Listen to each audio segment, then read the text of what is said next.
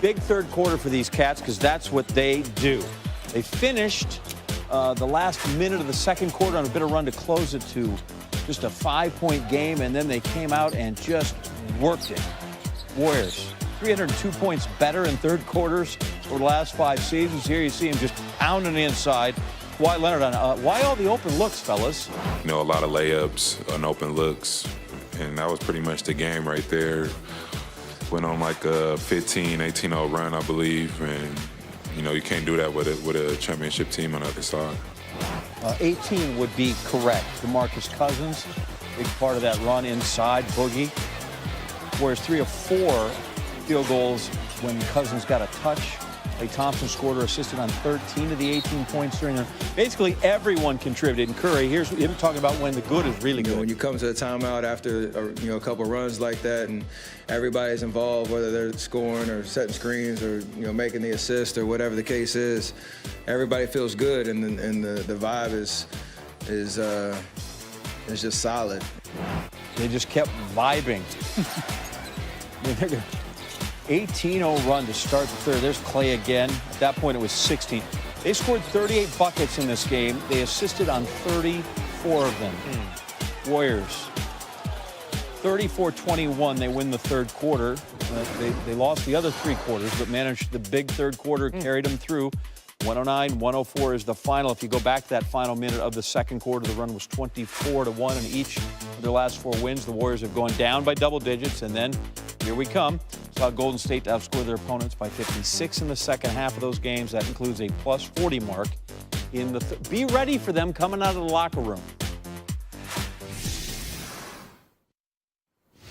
Michael Wilbon, when people think about this team 20 years from now, the Splash Brothers will be the first thing probably that comes to mind, but the smarts and the snarl of this team, especially the Cousins, Iguodala, and Draymond trifecta, that was really on display in this Game 2 win, wasn't it? It really was, and we don't often use the word toughness, but there is a toughness, and mental toughness maybe comes before physical toughness, although there is that too. And they're going to have that in some abundance because we don't know what the deal is yet with Klay Thompson nor Kevon Looney. But when they needed this game tonight, I mean, you look at that 18-0 run to start the third quarter, and it's just amazing what they're able to do. Just the creativity, there's a will that they're just not going to let you do what might have worked in the previous game or the previous quarter. And that third quarter, when they came out, I was like, okay, we own this. We've owned it for 4 years now, and Toronto couldn't do anything about it. And so now, what's the move? Well, the move is up to Toronto because Golden State knows that those guys, if they're on the court healthy, can just impose that. And you just look at it and say, wow, this is amazing what the Warriors can do, and they are still the only team in basketball that can do that. So we know they're tough, Michael. They're also just a team with tactics. They assist on all 22 second-half baskets. This is not Houston Rockets basketball. They're really smart, as we mentioned, and they make the adjustments as they pretty much did not leave other Raptors open. They went right after Kawhi, but also kept check on the other guys. And this team is so smart in making that adjustment from playoff game to playoff game, aren't they? They really are. And some of that ball movement was evident in Game 1. I think they assisted on like 25 of 31 basket, but there wasn't enough volume shooting. They certainly didn't get enough from Klay and Steph, which they got, sort of in turn. There was no real tag team effort. Klay was hot early, and Steph was 0 for his first 6. Then he gets hot. They just seem to understand what is required, what's necessary at a certain time. And they got that from Klay early. They got it from Steph late. Draymond Green throughout the game. I don't know if he wound up with that 10th assist or not, but you're just looking at it, and you're looking at his impact on the game as it sort of goes from one area scoring to another area rebounding to another area playmaking and pushing the ball up court. How about Cousins and Bogut? How about that tandem? And we don't even talk about NBA big men anymore in these sorts of situations. We talk about how they have to be taken out of the game because of pick and roll, how they can't defend, how they can't do this and that and this and that, and yet those two did form a tag team in Game 2, and their contribution was something that Golden State would not have won this game without. Draymond 1 assist shy of a triple-double. Boogie 4 assists shy of a triple-double as well. Golden State goes back home even. Safe travels, Michael Wilbon. Thank you. Just when you thought Canada wasn't all hockey and lacrosse, maybe some basketball, this happens. Game 2, NBA Finals, Raptors, Warriors. late. 106-104. Eventually, the ball comes to Andre Iguodala. Shot clock, game clock dying. He's out there. They let him take it. Nick Nurse, why, oh, why? We're trying to foul. We had a couple chances there on Draymond, I think Livingston, and then back to Draymond, and then Curry got it, and we didn't want to foul, but we put a good blitz on him. We almost made him throw it away. And I think if they're going to take a shot and give you a chance there, I'm going to probably live with the one that ended up being taken. I'm going to probably roll with that. We should have fouled before that, but like I said, he misses that. We call timeout. We go down with a chance to win the ball game, unbelievably somehow. It's a perfectly logical explanation right there. Absolutely. Steph Curry said disrespectful to leave AI open from that. He was 4 of 7 from the field, knocked that one down. Warriors win at 109-104. Here's AI on the money ball. What does it like to hit that shot? To me? Yeah. I don't feel like nothing, man. I'm looking forward to reading the book. In 45 minutes. Even in a finals game, it was no different. I was happy for Sean. You made the right play.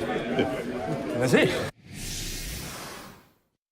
18 of 48 in the second half, and the Golden State Warriors win Game 2. That, of course, is Brian Windhorst with us from Toronto. And, Brian, you had a very interesting all-access pass. What was going on behind the scenes, underneath back in the tunnels where Kevin Durant, who, of course, didn't play. And then Klay Thompson gets that hamstring injury, and he was out. What did you see down there? What was going on? This was a game for the Golden State Warriors training staff to get Andre Iguodala ready to play for this game, to get Steph Curry to bounce back from that first half doldrums as he was feeling under the weather, and then to take care of Klay Thompson as he came back there. Kevon Looney also being back there taken care of, and at the end of the game, especially Booch, to have Kevin Durant and Klay Thompson bouncing off the halls, each on sort of 1 foot, bouncing off the walls after that Andre Iguodala three-pointer that clinched the game. A lot of excitement, a lot of people working very hard back there, a lot of emotion in that zone, in that area tonight. Yeah, they don't win this game without Klay Thompson, 4 of 6 from behind the arc. Are we talking a cramp? Are we talking a tear? Like, what's going on with him and his prognosis as we go back to Oakland? Yeah, so they're probably going to have to give him some testing when they get back there tomorrow. He was getting treated for not only a hamstring, but also on his thigh, as you saw when he did a split there. It's obviously going to be touch and go over the next 48 hours, but he was feeling no pain as he was congratulating his teammates as they were coming down the hall. This was one of those ugly type of games, Brian. It was hard to get your hands around it. The 18-0 run by Golden State to begin the second half. Toronto, this was really the first kind of a stinker game for Kawhi Leonard in that starting 5. Yeah, absolutely. There was a complete lack of energy by the Raptors and, frankly, this building. For as much excitement as there has been in this city, there was no energy in this building to start the third quarter. The Raptors missed a couple of shots, and the building got tight, and the Raptors got tight. The Warriors have been a third-quarter team for 5 years. They have been an exemplary third-quarter team throughout this playoffs. They put on one of the great runs they've had in this championship window, and they have now got the opportunity to take home court back home to Oakland. Great point. 18-0 run, and that first 5.5 minutes of the second half gave them the cushion that they needed. Brian Windhorst in Toronto as we head to Oakland. 3 in a row, and you're going to need health on your side, and you see that currently it's a bit of walking wounded. DeMarcus Cousins comes back, plays as well as he does. Andre Iguodala dealing with the calf issues. He delivers the ultimate knockout blow.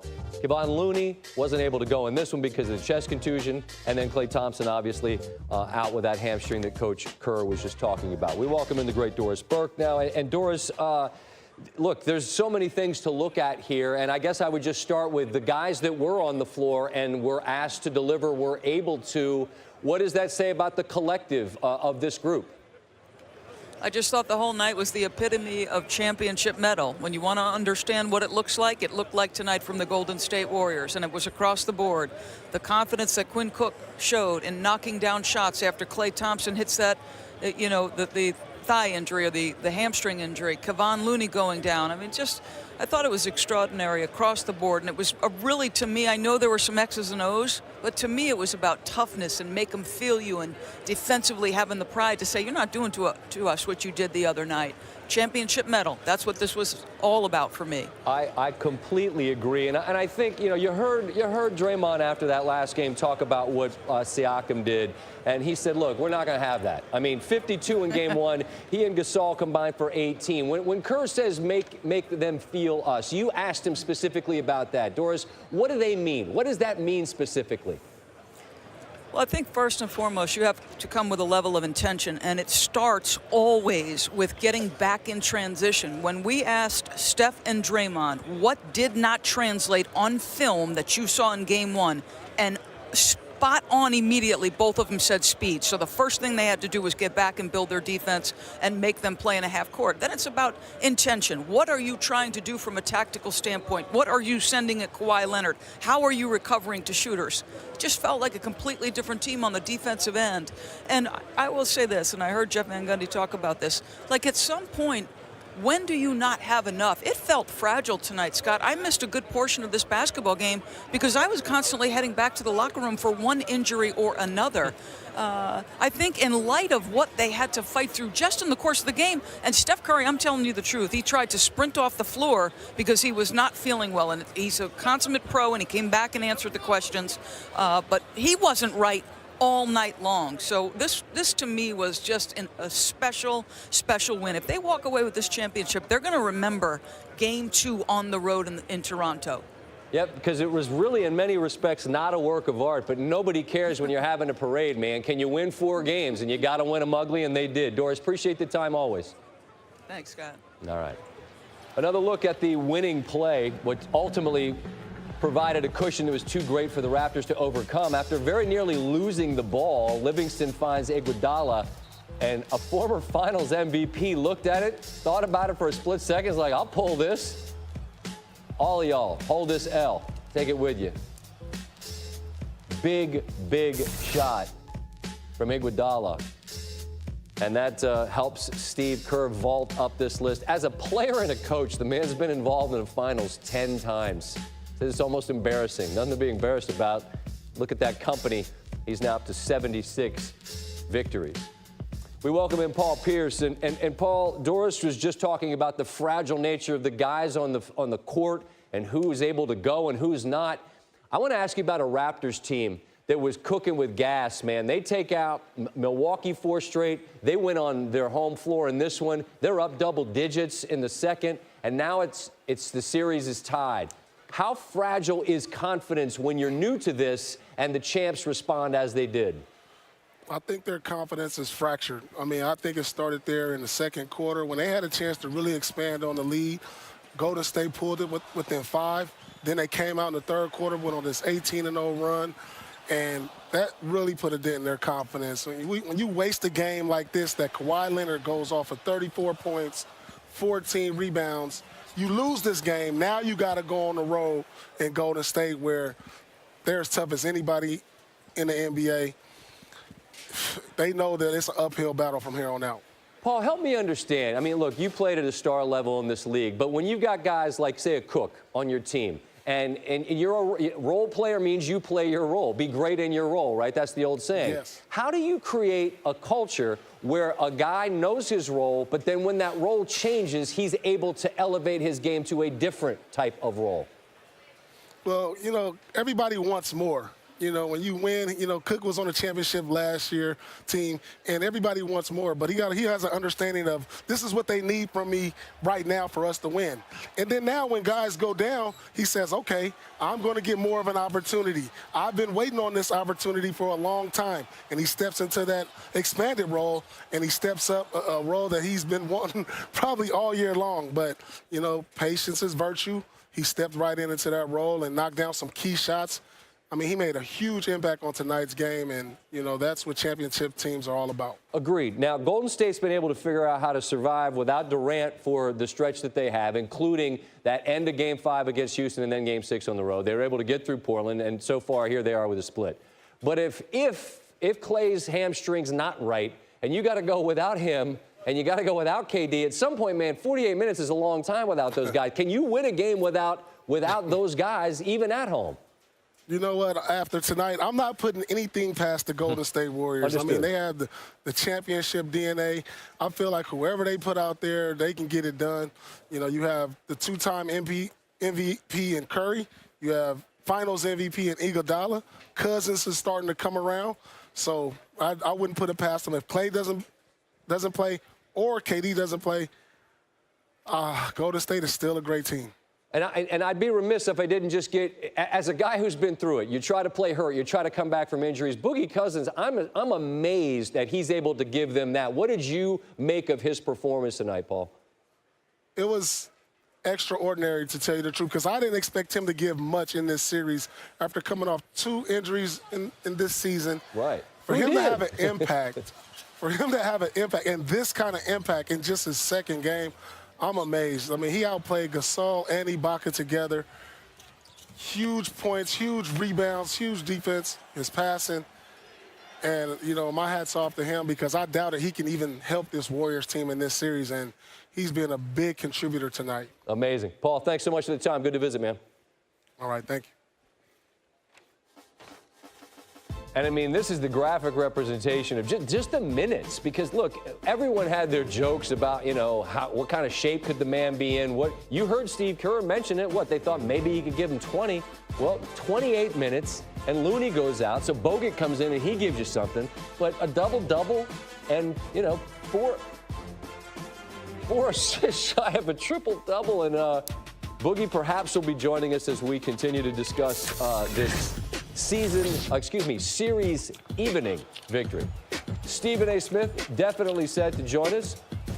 We'll get the Raptors' thoughts as well as Game 2 goes the way of the road team.